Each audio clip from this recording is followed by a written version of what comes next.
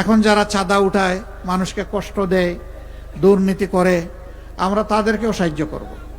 বলবেন কি আরো বেশি চাঁদা দিয়ে সাহায্য করবেন? না, তাদেরকে বলবো চাঁদাবাজি ছাড়ো, চাঁদাবাজি করতে দিব না, চাঁদাবাজি ছাড়তে হবে, সুস্থ জীবনে ফিরে আসো। বারবার বলছি, তোমাদের অভাব অনটন থাকে, আল্লাহর দেওয়া আমাদের রিজক তোমাদের সাথে ভাগ করবো ইনশাআল্লাহ। তবুও মানুষকে কষ্ট দিও না, চাঁদাবাজি ছেড়ে দাও।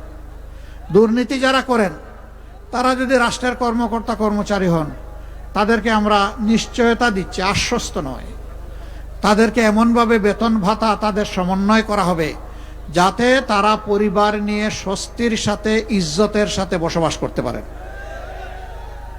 আমরা তাদেরকে বাধ্য করব অল্প বেতন দিয়ে, যেটা দিয়ে তার সংসার চলে না, আবার সে দুর্নীতি করলে তারে দায়ী করো, রাষ্ট্রের কোনো অধিকার নাই তাকে শাস্তি দেওয়ার।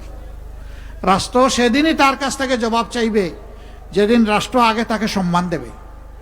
আমরা সেটাও করব ইনশাআল্লাহ। আমরা আরেকটা কাজ যেটা করব, এই দেশে ধর্ম বর্ণ এগুলার ভিত্তিতে আর কোনো ভেদাভেদ আমরা রাখবো না।